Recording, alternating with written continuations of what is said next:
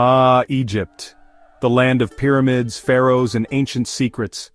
A place where the past still rises from the desert sands, and modern life flows through bustling cities along the Nile. But how did it get the name Egypt? What's the story behind this land of gods and gold? And what does the real Egypt look like beyond hieroglyphs and Hollywood? Today we're digging deep, literally and figuratively, into the origin of the name, its culture, its politics, and how Egypt has remained one of the most fascinating countries on Earth for over 5,000 years. Before we start, yalla, email like wishtirik. That means let's go, hit like and subscribe. Or I may have just invited you to a wedding. My Arabic's doing its best, okay? So, let's start with the obvious. Where does the name Egypt even come from? In Arabic, the country is called Misr. That's what Egyptians call it today. But go back thousands of years and it gets more complicated.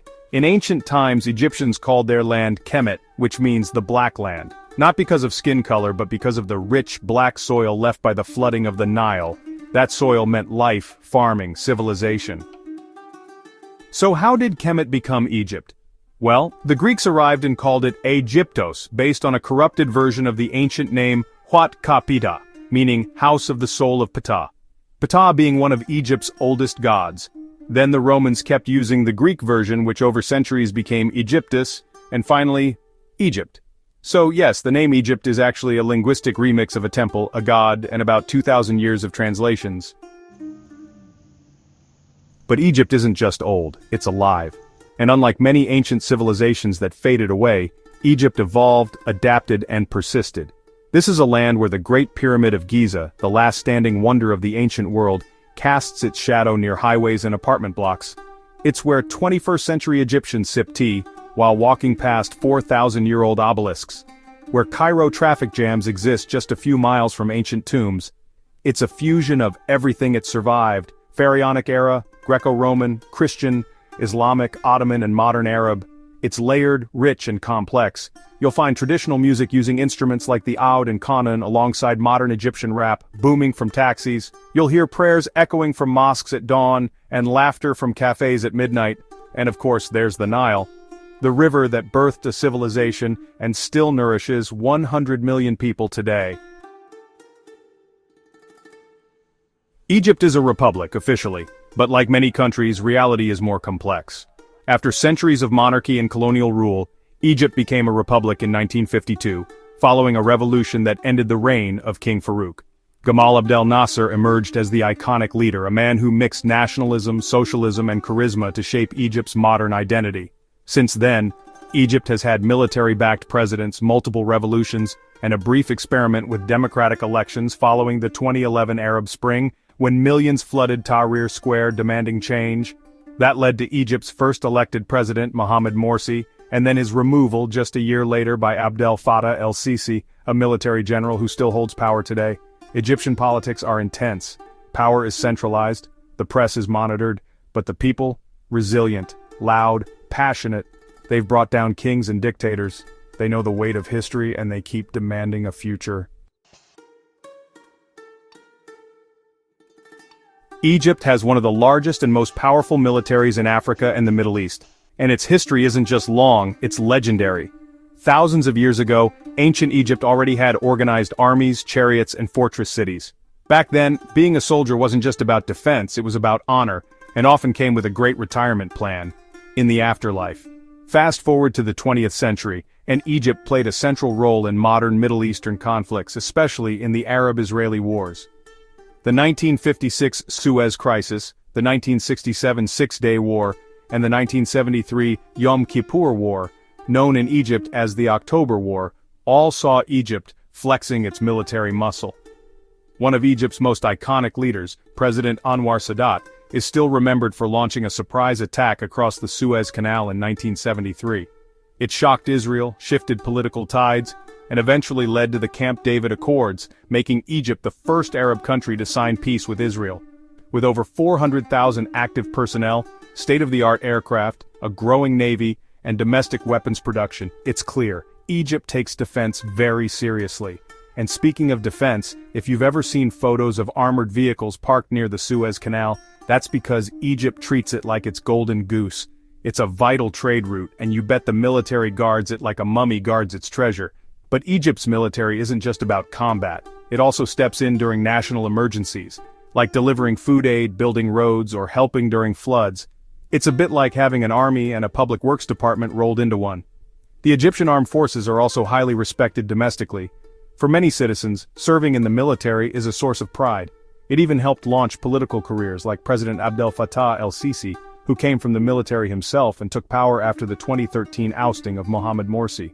Whether you see them in ceremonial parades, peacekeeping missions, or training exercises with other nations, Egypt's military remains one of the region's defining forces, carrying a legacy that stretches from the days of Ramses to the roar of modern fighter jets. When it comes to passion, nothing unites Egyptians like football. Egyptians don't just watch the sport, they live it. The rivalry between Al Ahly and Zamalek, the two biggest clubs in Cairo, is more intense than politics. It's passion, pride, and sometimes chaos. Egypt has dominated African football, winning the Africa Cup of Nations a record 7 times. And then there's Mohamed Salah, the Liverpool star, national hero, and symbol of hard work, humility, and pride. But football's not the only game. Egyptians are making waves in squash, with champions like Ranim El Welali and Ali Farag leading the world rankings. And let's not forget Olympic sports. Egypt has medals in weightlifting, wrestling, and taekwondo. Sports in Egypt are more than entertainment, they're symbols of resilience. Proof that no matter the struggle, Egyptians rise. Egypt's culture isn't just found in its monuments, it's alive in its everyday traditions and colorful celebrations. One of the most cherished traditions is Ramadan, a spiritual and social event rolled into one. By day, Egyptians fast. By night, they feast. Big time. Streets light up with lanterns called fanus. Families gather around massive iftar meals, and mosques echo with evening prayers. And yes, dessert is non-negotiable. Enter the glorious kunafa and katayef. Once Ramadan ends, it's time for Eid al-Fitr, which marks the end of Ramadan. It's a joyful nationwide celebration with people visiting every relative ever born. With feasts, new clothes, and lots of sweets, especially kak, traditional buttery cookies dusted with powdered sugar. It's a mix of generosity, sweets, and chasing down kids with red envelopes full of money. Eid al-Adha follows later in the year, commemorating sacrifice and charity. Families who can afford it sacrifice an animal, and the meat is shared with neighbors and those in need. There's also Sham el-Nessim, an ancient spring festival that dates back to the pharaohs. It's celebrated by all Egyptians regardless of religion, with picnics, salted fish, and colored eggs, a bit like Easter's cousin. And weddings? Egyptian weddings are an audio-visual marathon. Picture drummers, belly dancers, DJs, lasers, and uncles trying to outdance each other. One moment you're watching a quiet religious ceremony, the next you're being pulled into a dabka circle by someone's grandma.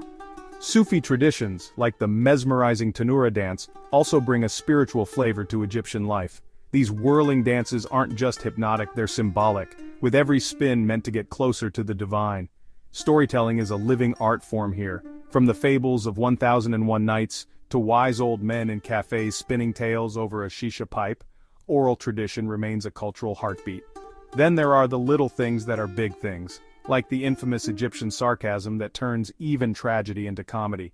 Egyptians love to laugh even when stuck in bumper-to-bumper traffic during a sandstorm while fasting, and no culture chapter would be complete without hospitality. If you visit an Egyptian home, you're not leaving without being fed like a pharaoh. Whether it's a simple plate of molokhia or a feast that could feed a football team, refusing food is almost offensive. In short, Egypt's culture is a party, a prayer, a poem, and a punchline, all at once. It's vibrant, ancient, hilarious, heartfelt, and always just one festival away from surprising you again. Egyptian cuisine is comfort food with 1,000 years of soul. It's spicy, savory, carb-loaded, and made to be shared. Start with koshari, the unofficial national dish. A chaotic, glorious mix of pasta, lentils, chickpeas, rice, crispy onions, and spicy tomato sauce. One bite, and you get why it's the street food king. Then there's full madams. Slow-cooked fava beans with olive oil, garlic, and lemon. Eaten with fresh baladi bread, it's the breakfast of champions. Craving meat? Try kofta, shawarma, or molokhia, a green garlicky soup made from jute leaves with chicken or rabbit. And no meal is complete without tea, served strong and sweet, or karkada, a tart hibiscus drink sipped hot or cold. Oh, and for dessert, basbousa, kunafa, or rosbel laban, rice pudding with cinnamon. Egyptian food doesn't just fill your stomach, it connects you to family, history, and home. Egypt has been producing icons for millennia. Start with the ancient Cleopatra, the last queen of Egypt. Intelligent, multilingual, politically savvy, she was far more than Hollywood's seductress. Tutankhamun, the boy king, whose golden mask remains one of archaeology's greatest finds. In modern times, Kulthum, the voice of the Arab world. Her songs played from radios in Paris to Baghdad. Her concerts brought streets to a halt. Then there's Naguib Mahfouz, the Nobel Prize-winning novelist whose stories captured Egypt's soul in the alleys of Cairo. Omar Sharif, the actor who starred in Dr. Zhivago and Lawrence of Arabia, bringing Egyptian charm to Hollywood. Today, Mohamed Salah carries Egypt's pride on his shoulders as both a football legend and a global role model. And in business, activism, and science, Egypt continues to produce world-changing figures. Because in a land this ancient, the future is always in conversation with the past. If you're planning a trip to Egypt, get ready for a journey through time and some breathtaking experiences. You have Cairo, a buzzing capital where ancient meets modern. Don't miss the Egyptian Museum, home to King Tut's golden treasures. Giza, stand before the majestic pyramids and the Sphinx, one of the last surviving wonders of the ancient world. Luxor, often called the world's greatest open-air museum. Explore the Valley of the Kings, Karnak Temple and Luxor Temple. Aswan, a calmer southern gem. Take a boat to Philae Temple or visit the impressive Abu Simbel, carved into rock by Ramses II. The Red Sea, dive into the crystal-clear waters of Sharm el-Sheikh or Hurghada, known for their coral reefs and luxury resorts. But like all countries, there are some places you should avoid or at least be cautious. North Sinai. Due to ongoing military activity and security concerns, it's best to avoid this region unless advised otherwise. Crowded metro areas in Cairo during protests or national holidays. Stay aware and keep an eye on local news. Overpriced tourist traps. Around major sites, be mindful of inflated prices for souvenirs or camel rides. Always agree on prices ahead of time. Egypt is generally safe for tourists, especially in well-known areas, but a bit of awareness goes a long way. When in doubt, go with a local guide. They'll unlock stories that no brochure ever could. Alright, you already know Egypt gave us the pyramids, the Sphinx, and the blueprint for dramatic eyeliner, but here are a few curiosities you probably didn't learn in school. The ancient Egyptians invented toothpaste. Yep, long before minty freshness came in tubes, the Egyptians were already brushing with a mix of crushed rock salt, pepper, and ashes. Yep, ashes. Not exactly Colgate, but it worked. Mummies had passports. Okay, not modern ones, but when Pharaoh Ramses II's mummy was flown to France for restoration in 1976, he was issued an actual Egyptian passport. Occupation? King. But retired. Or deceased. Cats were basically gods. In ancient times, harming a cat could get you executed. That's how sacred felines were. They were seen as protectors of the home, and some families even mummified their cats when they died. Meow or never. See what I did there? The pyramids weren't built by slaves. Contrary to Hollywood's version, most archaeologists now believe the pyramids were built by paid workers, well-fed laborers who lived in nearby villages and may have even had benefits. I guess ancient Egypt equals surprisingly union-friendly. The oldest dress ever found is Egyptian. It's called the Tarkhan dress, and it's over 5,000 years old. That's older than Stonehenge, older than the wheel, and somehow still trendier than cargo shorts. There's a McDonald's near the pyramids. You can literally gaze at the Great Pyramid while chomping on a Big Mac. We don't know what the pharaohs would think, but I would probably guess they weren't loving it. Yes, I did it again. So what's in a name? In Egypt's case, everything. From Kemet, Misr, or Egypt, each layer tells a story of gods, temples, invasions, revolutions, and resilience. This is a land that watched empires rise and fall and somehow kept going. It's more than the pyramids, more than pharaohs, more than tourism brochures. It's laughter in the alleys of Cairo, bread shared on rooftops, calligraphy on mosque walls, beats from Nubian drums. It's the past, present, and future wrapped in one long, flowing Nile. Whether you call it Kemet, Misr, or Egypt, it's unforgettable. Now tell me, what do you think is the most fascinating part of Egyptian culture? Drop it in the comments. And if you enjoyed this journey, hit like, subscribe, and ring that bell before someone renames your country after a sand dune. Ma al-salama, washkurkum ala mutabayid el-kana. That means goodbye, and thanks for following the channel. Or was it the camel? Look, either way, one of them deserves your support.